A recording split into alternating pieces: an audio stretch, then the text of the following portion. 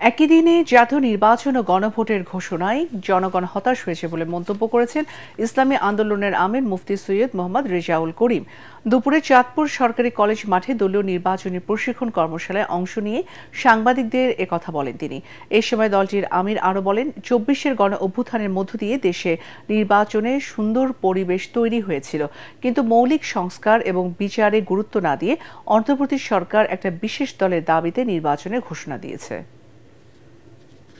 জনগণ সহ সকলের কিন্তু দাবি ছিল যে জুলাই সনদের ভিত্তিটা আগে তৈরি হবে, এরপর জাতীয় নির্বাচন হবে।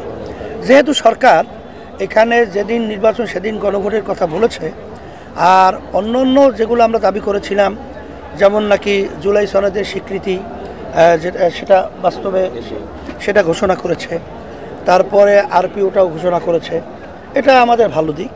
তারপরে আমরা পর্যালোচনা আলোচনা করার পরে আমরা দেখব যে পরবর্তীতে আমরা কি কর্মসূচি নিতে পারি, কিন্তু এটা জাতি হতাশ হয়েছে।